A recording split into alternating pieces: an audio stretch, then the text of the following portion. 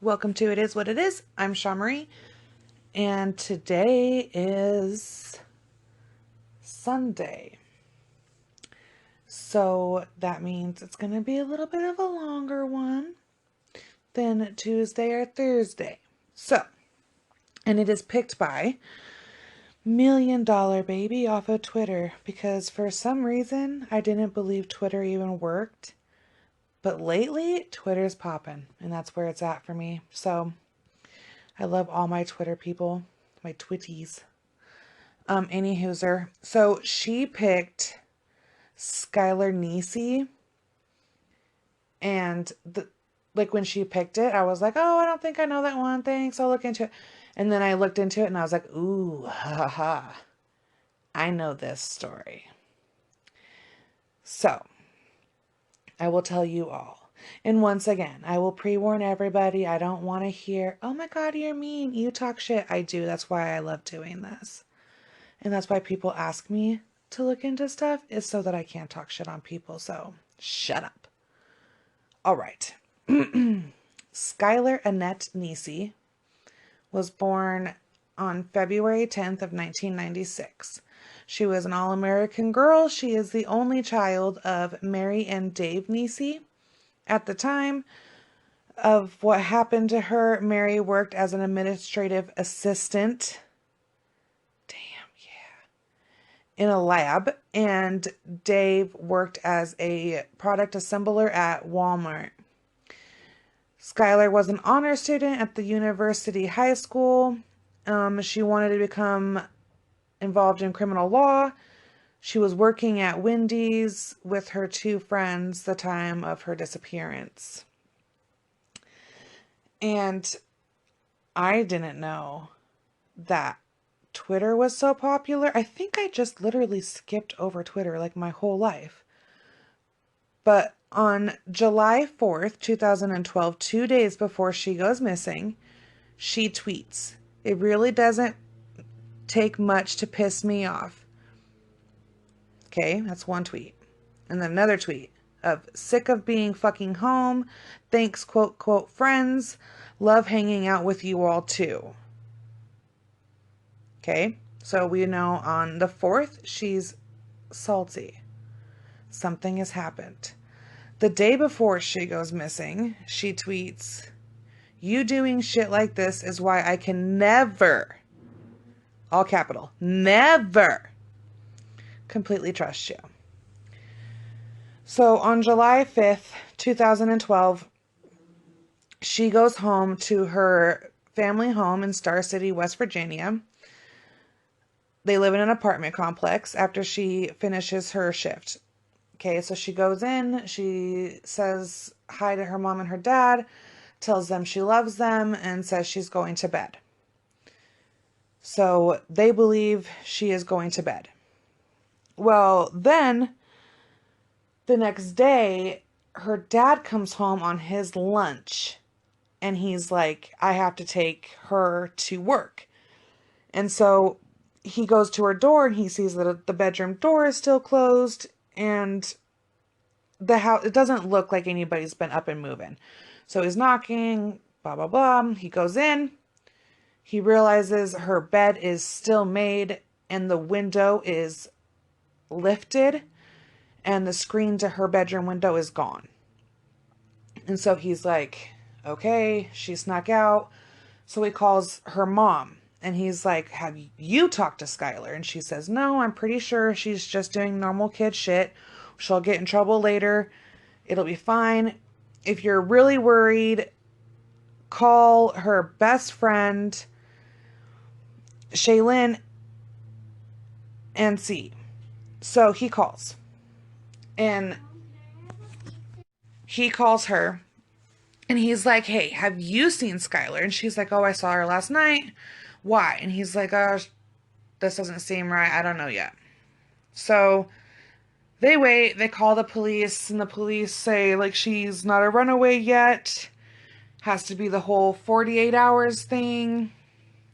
I mean, she's not missing yet because it hasn't been 48 hours, sorry. And then that she was just a runaway, she's being dramatic, and that she will return anytime. Anytime between now and then, she will return. Well, the parents are going crazy, okay? Absolutely insane. So, Shaylee, we'll go with Shay. I don't fucking know. Shaylee. I like that better. And I think that's really it is. I think it is Shaylee. Her and Skylar met when they were 8 years old, okay? This is a friend we have known since 8 years old. Well, it was her, Skylar, and a chick named Rachel. These three musketeers, they were always together, always the BSFs of the BFFs of the BFFs. Skylar's mom says that Shaylee was kind of like the ringleader and Rachel was the follower that would do anything. So then Mary gets a phone call and it's Shaylee. And she's like, hey, I need to tell you the truth. Shaylee. Fuck, I really don't remember. It's totally Sheila. I'm comfortable and confident. Dude, I get so scared ever since you guys know what episode. Names are terrifying to me. Anyway, so she calls the mom and she says, like, of course, okay, I need to tell you the truth. She did sneak out. We were with her about 11:45 or so. Skylar was throwing a fit, told us to drop her off 2 blocks away from the apartment. So the mom's like, oh my fucking God. Okay, what? And so they start looking, of course. And so they're going around the apartment complex. No one's seen her.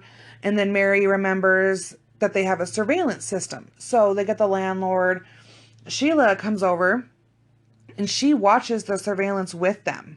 Okay? With her parents. And she's like, whose car is that? Because you can't really see the car. And she's like, I don't know what's happening. So it was just fucking bullshit. Just bullshit. So when he goes, another thing he notices in her room is that her cell phone charger is still in the wall. So he knows because of that mainly, and because she's a damn teenager, that if her cell phone charger is there, this girl's coming home. She has no intentions of not coming back. And because she did leave the window ajar so that she can get her fingers in to lift it up. So, like I said, these 3 girls were always together, and they held a candlelight visual. The girls were there. Rachel and oh my God, I'm not even gonna say her name. They were there, and then when they were there, they were like hugging the parents and giving condolences, and then like 2 weeks after, she shows up at the apartment. Sheila does. She shows up at the apartment and she's like, hey, can I go and sit in Skylar's room? I know this sounds weird, but can I just go sit in there? And so she goes and she sits on Skylar's bed and just bawls. And she's like holding a picture and she's like asking Skylar's mom, like, why would she do this to us? What happened to her? Where is she? I miss her so much. She's my best friend. And this little girl is sad. Her best friend is missing. So you have 3 devastated children. Just one's missing. 2 of them have lost their best friend. We don't know what happened. So Sheila Eddy was born in September of 1995. She was 17 years old at the time. I'm not going to tell you. She was born in West Virginia. I'm not going to tell you her parents' names. Rachel was born in June of 1996, so she was 16 at the time, and she is the only daughter of her parents. And she grew up in Morgantown. I'm not exactly sure where that is. So like I said, these 2 girls are missing. I mean, not 2 girls. The one girl's missing. The 2 girls are sad. They are beyond sad. Cannot find them. So when they go to the tape, they know that exactly at 12:30 a.m., Skylar climbs out of the window and into a vehicle willingly. So her mom and them breathe for like a second. They're like, oh, okay, good. Thank goodness she wasn't kidnapped. She's gotten into whoever is in this vehicle willingly. And still, best friends were devastated. We don't know whose vehicle it is. We dropped her off at 11:45. They claim, they say. So when they do that, they start looking into like her friends and stuff. They start investigating the friends and doing their jobs, obviously. And they are starting to see that maybe those girls aren't so truthful. Okay, we're just gonna, right now we're just like, maybe they're not so upfront about the truth. And so they investigate and there's this one cop on the YouTube thing I watched about her that, oh my God, this lady was precious. She was like, no, I knew these little bitches were lying and I was going to find out. And so finally, she's been missing for quite some time. It's a couple months later. The cop comes to talk to Skylar's dad. And he's like, Dave, do you believe that these two girls are telling the truth? And her parents stick up for her best friend. They are like, I need you to stop insinuating that they did something, because they never would. They were her best friend. Sisters. Stop insinuating some shit. And the cop looked at her dad and he's like, well, what if I tell you I had some proof that she's nothing but a liar? And he shows him the surveillance video. I mean, a picture from a still from the surveillance video, and it's her car. And he says, quote, that little witch told us she was at home in bed by midnight. So that's when her parents get the tip off that these girls know something more than they have actually been letting on. So it goes a little bit longer. And then finally her birthday comes around again. And they are having a barbecue at the party. A barbecue for Skylar. And one of her dad's friends had a hookup at the courthouse. And he pulls Dave aside and he's like, hey, I have it on solid ground that Rachel has confessed to the murder of Skylar. And he's like, what the fuck? Like, what? These girls we've been consoling them. Like, her mom said at one point in time, like, they felt more concerned and more hurt for these girls losing their best friend than it was for their daughter, because they were like, these girls are children. They're heartbroken because their friend is gone. And then you find out they know more than what they're telling everybody. So you are just like, okay. So they wire up the home. Okay. And when they do that, they invite her over and they're like, hey, tell us, is there anything else you know? And she goes, no, I've told you everything. I swear I've told you everything. She was like family to me. You're like family to me. And they both sit there and they're like, okay then. And like, whatever. So she leaves. At that point in time, these parents, the quote, you'll do anything for your child, they took it to the extreme, because I would have put my hands on a little girl. If I knew that she was lying to me and she knew where my daughter was, I don't know how they kept their composure, but God bless them, they did. So, the three girls, what they think, or what they find out happened, was that those two, the girls were having a falling out, the three. They were already in an argument, but they, through text messages and cell phone records, they showed that the two girls pretty much were like, Skylar, it's fine. We're friends. Everything's fine. Everything's fine. Come on. Come on. And so they planned her murder. And I guess these little girls were sitting in science class one day and then decided that murder was the option that they were going to choose to unfriend her. So they planned to travel along Route 7 on the road, and then they traveled to like this secluded area where they've gone before to smoke marijuana. It's just across the Pennsylvania state border. So they've been planning this murder for months. They are prepared. They bring with them kitchen knives, paper towels, bleach, clean clothes, clean socks, a shovel. They conceal the knives on their person, so they hide them on them while being with her, and then they hide all the cleaning supplies and all that type of shit in the trunk of Sheila's car. So once the girls are out of the vehicle, they walk up a little ways, and then they're like, "Oh shit!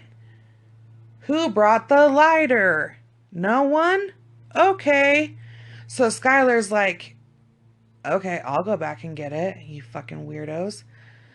And so then the girls walk up behind her and they have agreed upon signal. Out loud, they go 1, 2, 3, and they attack her. She runs, and she's only able to run a few feet away before Rachel tackles her to the ground and continues to stab her. During the attack, Skylar wrestles with Rachel's knife and gets it from her. She cuts Rachel's knee, and that's when her best friend, since she was 8 years old, comes up and stabs her in the neck until she stops making a gurgling sound. There was more than 50 post-mortem stab wounds to her. Afterwards, they attempted to bury her body. They tried to dig her a grave on the side of the road, but it didn't work because the creek that there was a creek that ran along there, so everything was frozen, and so they couldn't do it. And so they covered her body with rocks, fallen branches, dirt, leaves. They went back to the car, cleaned themselves, changed clothes, all of that, and disposed of everything, and then went home. Just went home and talked to her dad the next day like nothing happened. Went to her house, sat in her room. Her mother sat on that bed and comforted you, you little fucking twat. Oh my God, dude, my anger got so fierce. Could you fucking imagine your daughter, your only child, has gone missing, and the little twat that claims to be your daughter's best friend, you're consoling her. You feel bad for her. You feel sympathy for her. And this little fucking douche bag, this little Summer's Eve, she knows everything. And she doesn't even say anything or do anything. She just sits there and lets you mourn and lets you break for your child and wants to sit there and be like, why? Why would Skylar do this to us? Fuck you, you little bitch. Oh, God, it makes me so mad. And they were playing, there's this video of them. If you go on YouTube, there's a video of them playing this game. It's kind of like the game that dudes play where it's like, marry 'em, fuck 'em, leave 'em, or some shit, where it's like they give out like 3 famous people and you like marry one, fuck one, dump one, or whatever it is. And so on the video, they're being asked, like, would you rather be set on fire or drowned? And so like you pick one and all of that. And so I guess it is common knowledge that Skylar did not want to be buried in the ground. Like, she had a big thing about being buried in the ground. Even when she was like a sweet, innocent little kid, she still told her mom then, like, do not put me in the ground. Do not. So it's like her mom thinks that they did that to her to like kind of like bam, double kick her below the belt. So it's just absolutely horrible. At one point in time, they got tips from North Carolina. They traveled all the way to North Carolina because they thought that someone saw her on the beach, and like they were like, this is like almost 100% sure. They got a call from the sheriff or lead detective or whatever when they were in the car, like getting ready to go. And they had packed Skylar like extra clothes because they were like, well, we'll stay on the beach a couple days. We'll figure out what the fuck she was thinking and we'll go from there. And then as they were getting ready to leave, they got the call saying that it wasn't her. Ugh.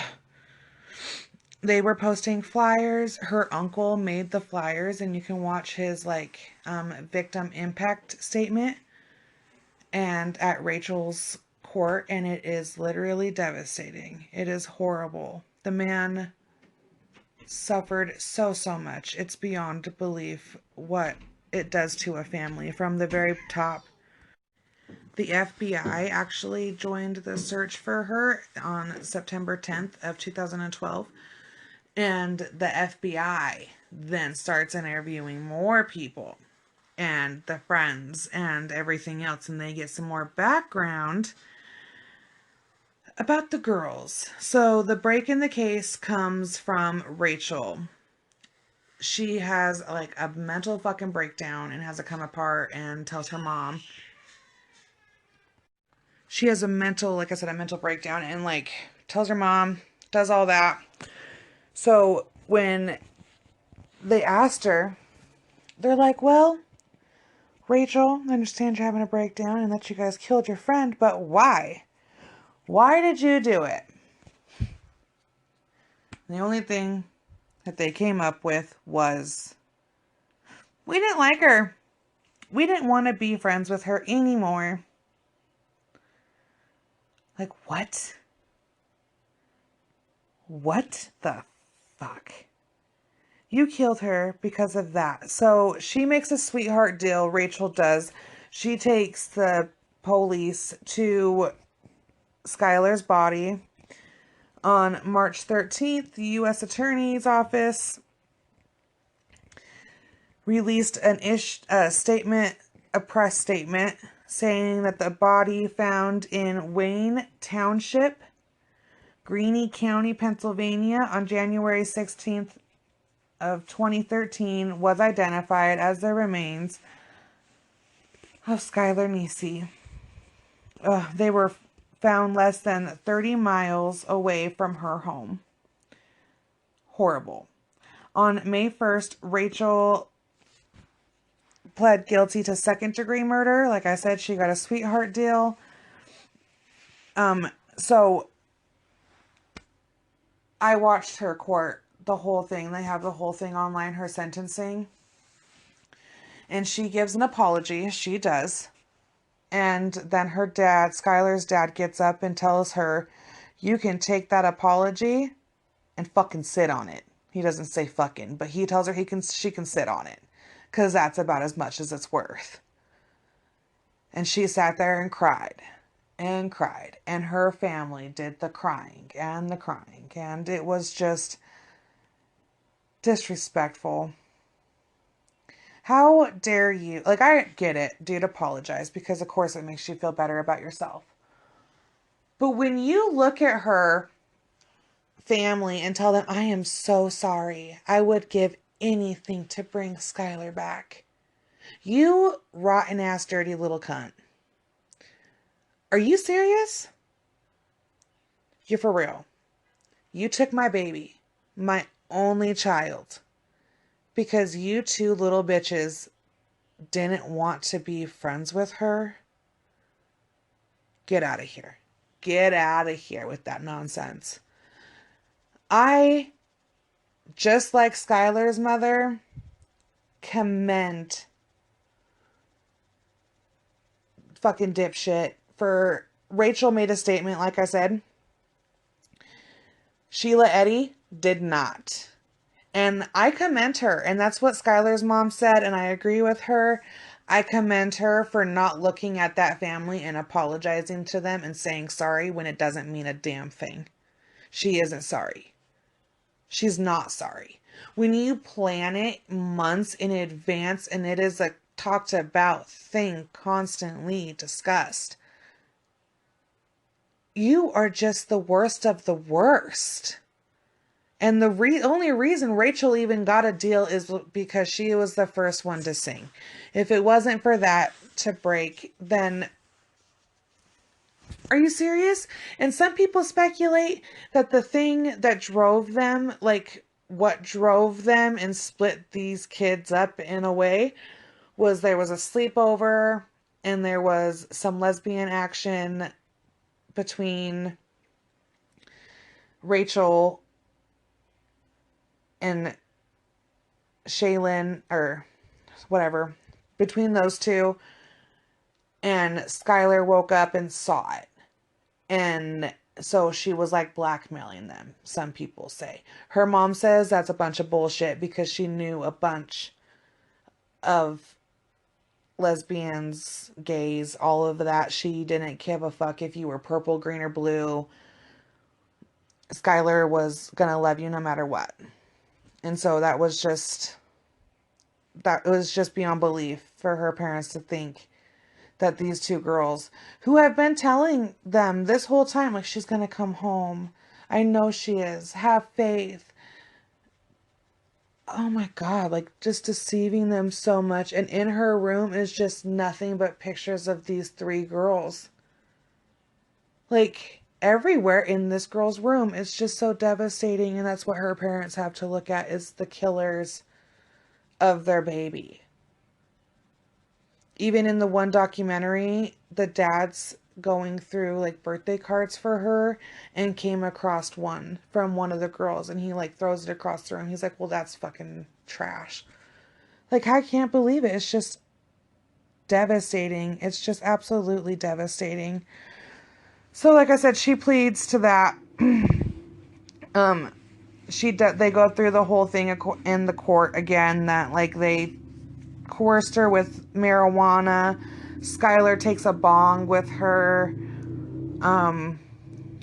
Rachel has a pipe, so they all think that that's what's going to happen, is we're just going to go out, smoke pot like we've done multiple times before, and then we will go and take everybody home and everything will be fine.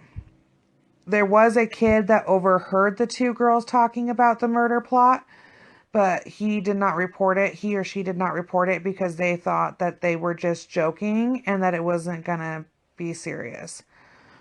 So, second degree murder was for her, like I said, sorry. And then in the state of West Virginia, they recommended 40 years of incarceration.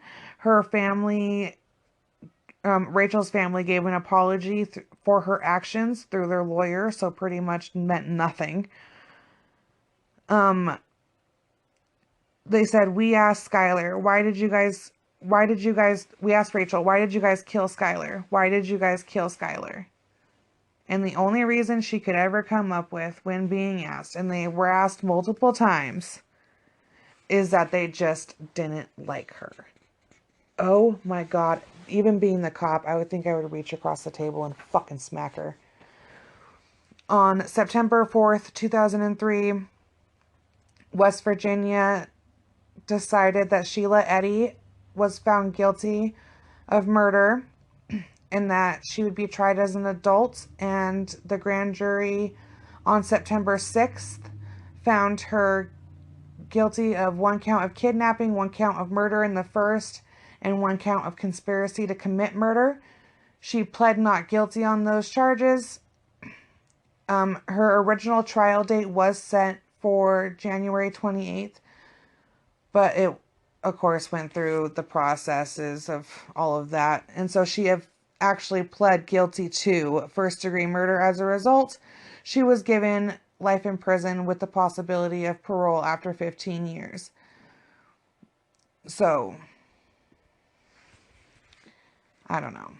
Following her guilty plea, Rachel was sentenced to 30 years in prison and eligible for parole after 10 years. Sheila Eddy was sentenced to life in prison, but like I said, with the possibility of parole. So both girls are being held at the same institution.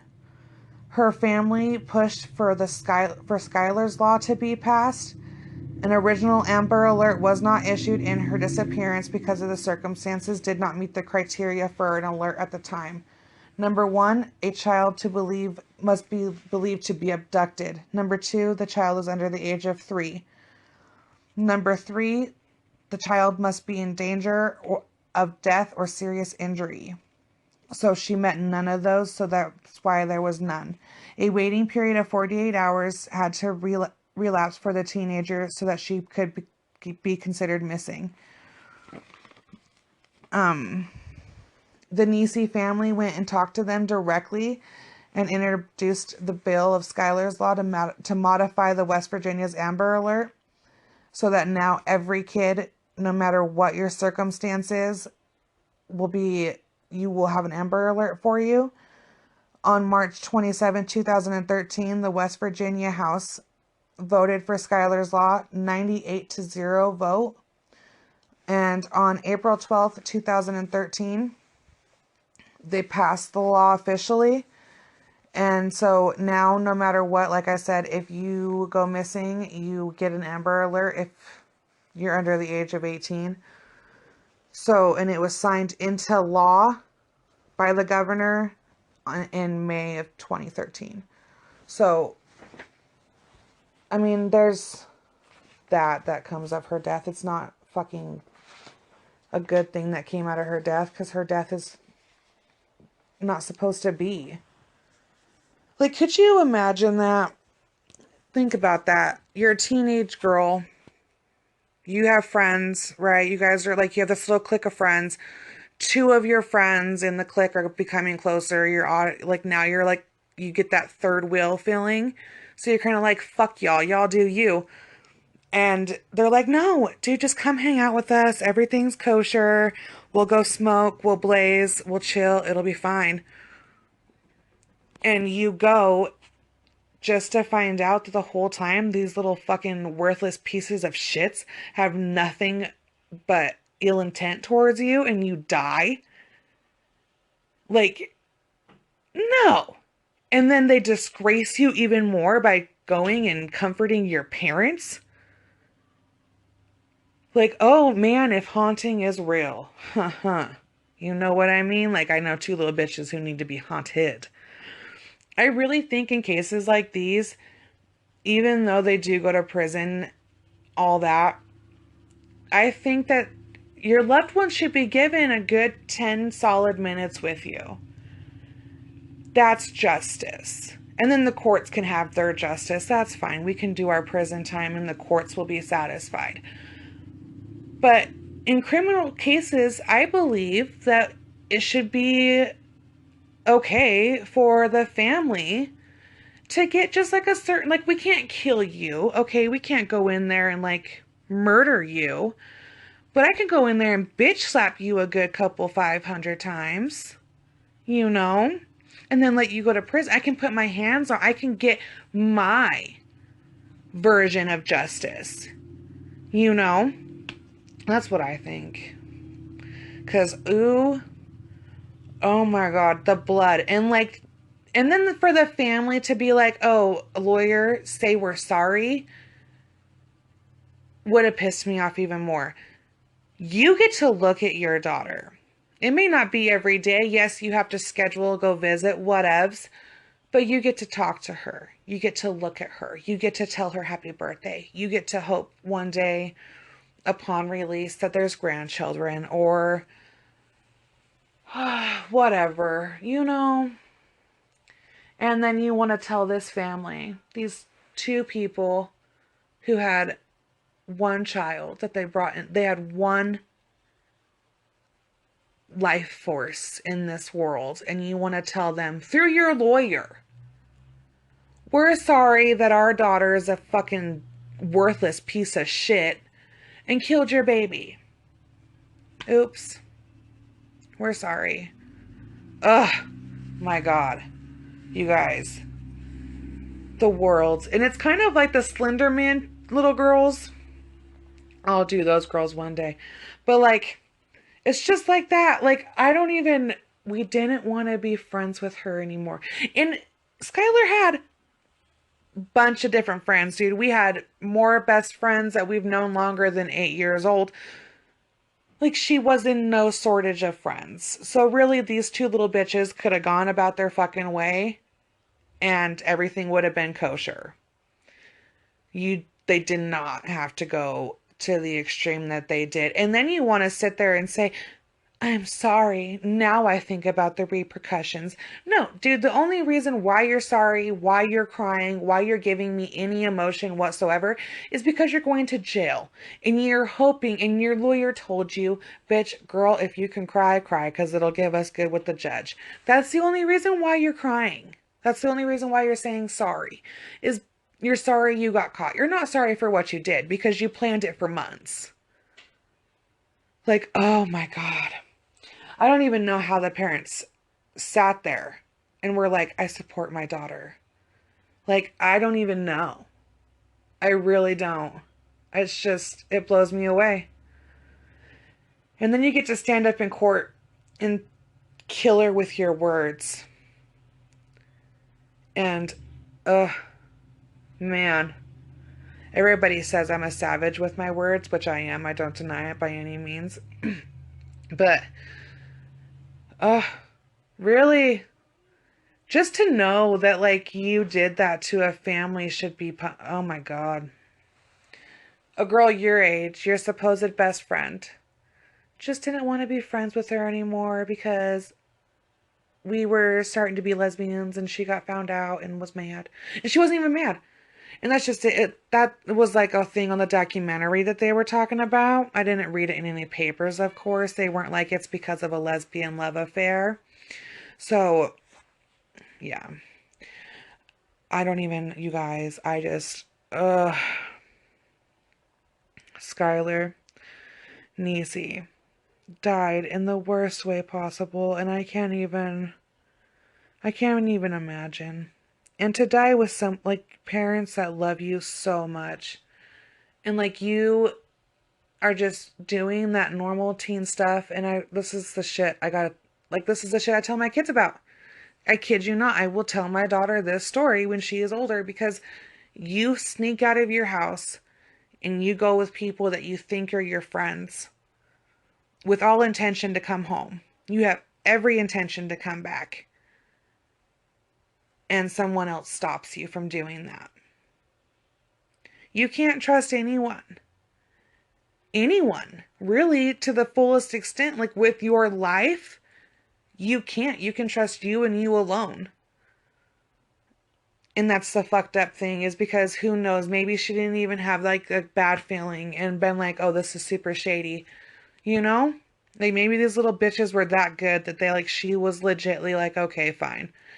They're sorry. We're gonna go blaze and everything will be fine. And they did that. Like, I can't even.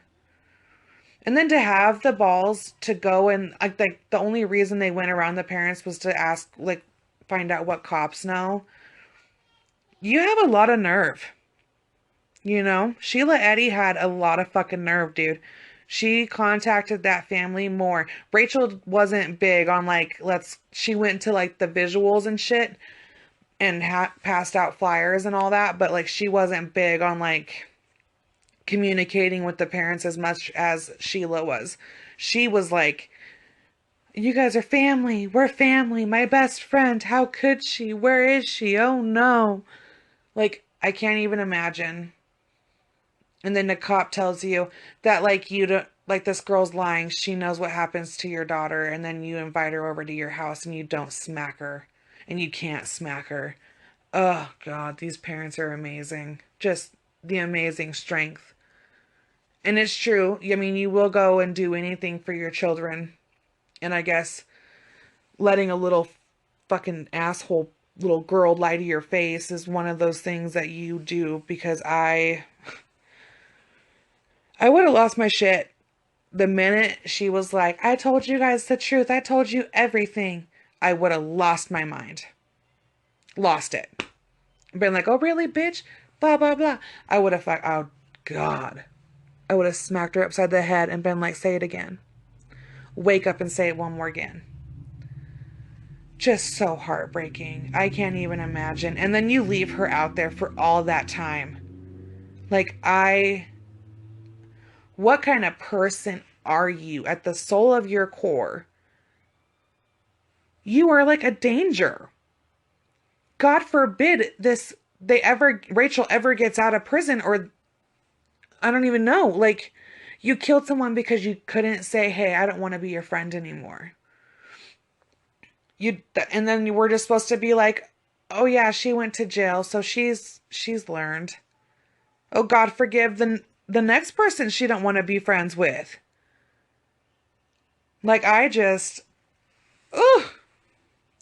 At that age, dude, at 16 and 17 years old, for their defenses to be like, well, they're young. No, they're not.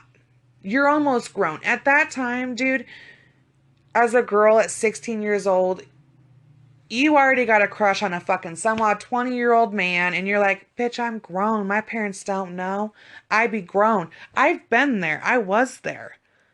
I did think I was grown. I didn't even live at home. Oh my God. Like, just too much. Her dad said it was like the worst hell you could ever imagine living in. And it just broke my heart. Absolutely broke my heart. And then you find out that Sheila, Eddie, went to like a family thing the day after on like a family trip to like a lake of some sort and took pictures and was normal and like threw her knife in the river and like just went about their lives, dude. They just went about their days. Posting pictures on Twitter, the whole thing. And just they didn't even care until they got caught. And that's just the most fucked up thing in the world to think. You look at your kids and you're like, my kid is the sweetest, nicest kid. Yeah, Rachel's mom probably thought so too. Because she sat in that courtroom with shame on her face. And it's never the parents' faults. It's never anybody but the person who did said crime's fault. It never, ever, ever is anyone else besides them. But I don't know. I could never apologize enough, you know, to that family. And every time my daughter had a birthday, can you really celebrate? Especially when she's in prison for taking a life? Like, do you celebrate her birth when she took someone's? I don't know. It's just so sad, dude. To be unfriended and murder is fucking ridiculous. And on my birthday. Ugh. Just horrible. Absolutely horrible. Worthless little bitches. Just worthless. And the dad even talked to like the prosecutor or whatever, and he's like, did they tell you why? And she told him, they were like, she told the dad, she's like, yeah, they said that they didn't like her anymore. And even on the show, he straight calls her a little bitch. I love it. He's like, those little bitches said that's why they killed her. And she's like, I'm serious. So, like, their punishment, dude, I think should have been worse. Rachel shouldn't have gotten a deal. You deserve life in prison, too. Like, you were the one who tackled her.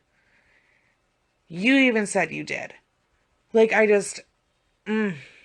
think Eddie needed more time than life because you're sick and twisted and you went to her parents' home and like sat on her bed and let her mom comfort you. Oh my God. Ugh. I guess they have asked the parents if like, do you guys want to talk to them? And the mom even said no, because with my anger, like I will go through the glass and attack this bitch. And I don't even blame you. I do not. I would encourage you. You guys just teach your children how to unfriend people the right way. You know? Like, murder's never the case. Ever. Ever, ever, ever at 16 years old. It's just too sad. Too sad. And it's one of those fears. This is one of those fears that you live with as a parent. And especially someone like me who knows all this crazy stuff.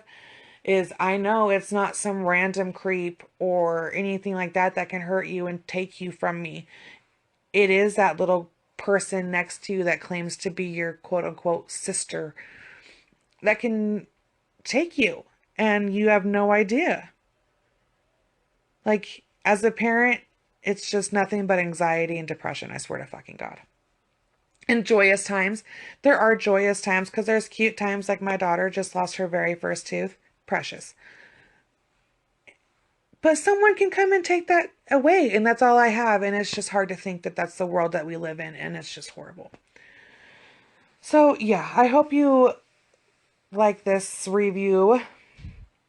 Girl, let me know if you do. And I just can't even, you guys. I just can't even. Moral of the story, Sheila, Eddie, and Rachel are fucking worthless little cunt bags, and they should have been swallowed before birth or spit into a tissue and thrown away. They are just the worst of the worst children. Ugh, absolutely horrible. So yeah, girl, hopefully you like this because those little spawns, worthless. But yeah, let me know, guys. Follow me, like me on Instagram, Twitter. On Instagram, it is what it is. Pod19, all together, no spaces, nothing like that. On Twitter, it is what it is 208, because that's where I'm from. And on YouTube and Facebook, it is what it is, a true crime podcast.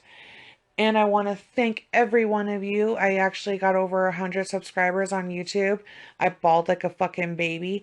I've literally never put any ounce of myself as I do into this podcast. I love this podcast. It's what I was born to do. I put everything into it as I would my own children. And just to know that people like it and it's starting to pick up blows me away. And I just appreciate every one of you that ever push play and ever make it to the end. You guys are all amazing, and I just fucking love you. And I love that you guys encourage me to keep doing this because it is free therapy and it is just truly a blessing. And I never thought I'd have the guts to sit in my room and talk to myself and do this and accomplish it, but I have and I did, and it's amazing. So thank you guys for being there and encouraging me to do more of them. So I love every one of you, and peace out. Thank you guys.